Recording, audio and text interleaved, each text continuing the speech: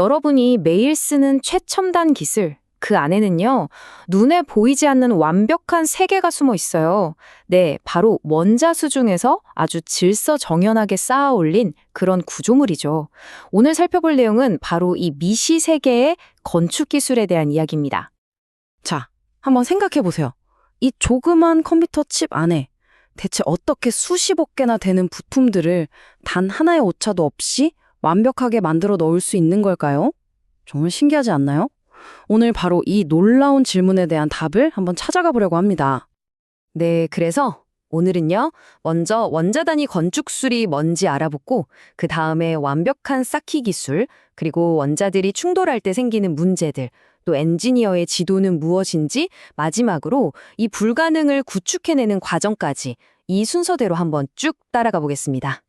좋습니다. 그럼 첫 번째 주제, 원자 단위 건축술, 보이지 않는 기반부터 바로 시작해 볼게요. 이게 바로 모든 현대 기술에 보이지 않는 아주 중요한 토대라고 할 수 있죠. 여러분 주머니 속에 있는 스마트폰, 그 강력한 성능이요, 사실은 머리카락보다도 훨씬 얇은 막에서 시작된다는 거 알고 계셨나요? 바로 에피텍셜 방막이라고 불리는 건데요. 이 막 안에서는 원자들이 마치 칼각으로 정렬된 군인들처럼 완벽하게 줄을 맞춰 서 있는 아주 특별한 구조를 가지고 있습니다.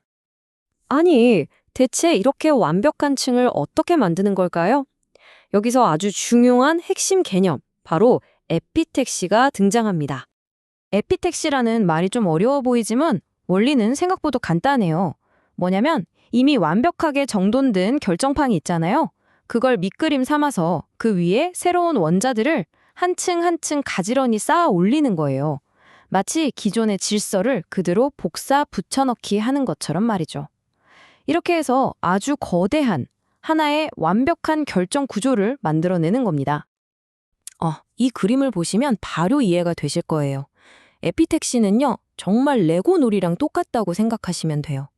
레고 바닥판의 그 동그란 돌기 위에 똑같은 모양의 블럭들을 딱딱 맞춰서 쌓아 올리면 아주 멋지고 완벽한 구조가 만들어지잖아요. 원자를 쌓는 것도 바로 이 원리입니다. 하지만 현실은 레고 놀이처럼 늘 쉽지만은 않겠죠. 현실 세계의 공학은 언제나 이상과는 다르니까요. 엔지니어들이 실제로 마주하는 문제, 바로 원자들의 충돌에 대해서 한번 알아보겠습니다.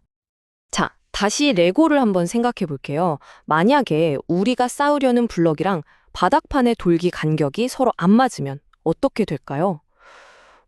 억지로 끼워 넣어야 하니까 막 삐뚤어지고 전체 구조가 불안정해지겠죠. 원자의 세계에서도요, 정확히 똑같은 문제가 발생합니다. 바로 이게 핵심인데요. 원자의 세계에서는 이 블럭의 간격을 전문 용어로 격자상수라고 불러요. 자, 여기 왼쪽을 보세요.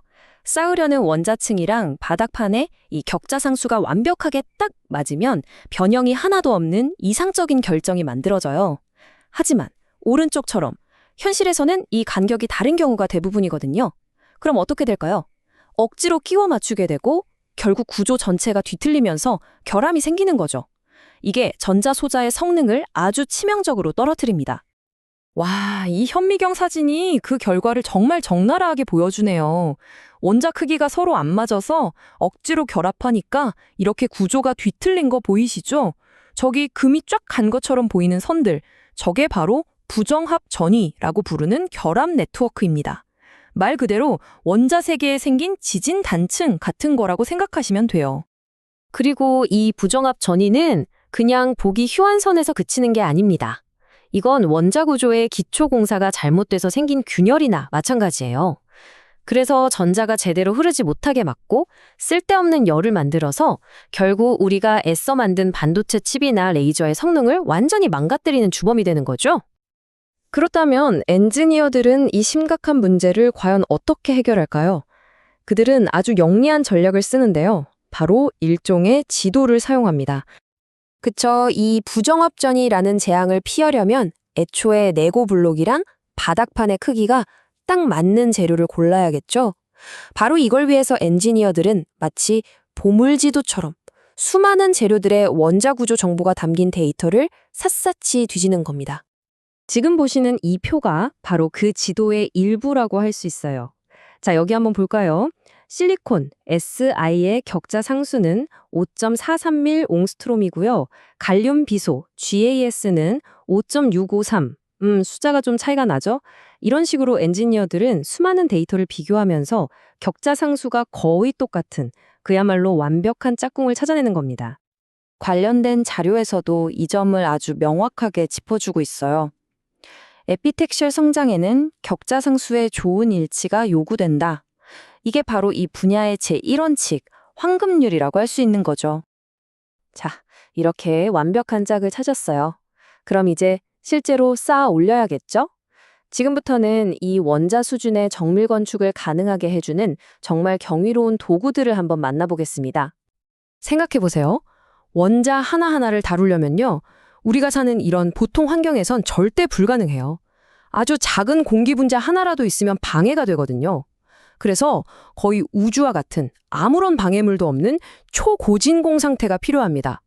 그리고 바로 그 안에서 원자를 총알처럼 쏘아서 기판에 정확히 착 하고 붙이는 초정밀 장비가 꼭 있어야 하죠. 바로 이겁니다. 이 어마어마한 장비가 바로 분자선 에피텍시, 줄여서 MB 시스템이라고 부르는 거예요.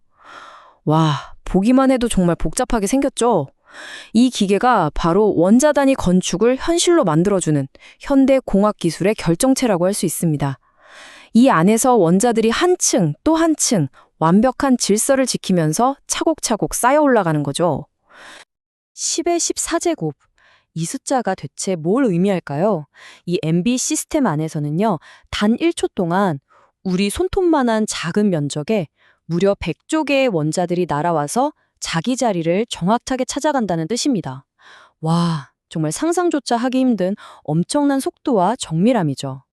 바로 이 놀라운 에피텍시 기술 덕분에 우리가 지금 이렇게 밝은 LED 조명을 쓰고 데이터를 빛의 속도로 전송하는 광섬유 레이저를 사용하고 또 스마트폰과 컴퓨터를 돌리는 강력한 프로세서를 가질 수 있게 된 거예요. 한마디로 이 기술이 없었다면 지금의 디지털 세상은 아예 존재하지 않았을 겁니다. 자, 보세요. 이제 인류는 원자를 레고 블록처럼 자유자재로 쌓아 올리는 기술을 손에 넣었습니다. 그럼 다음은 뭘까요? 이 기술이 앞으로 더욱 발전한다면 우리는 지금까지는 상상 속에서나 가능했던 그런 꿈의 물질들을 과연 만들어낼 수 있을까요? 어쩌면 미래는 바로 이 원자 건축 능력에 달려 있을지도 모릅니다.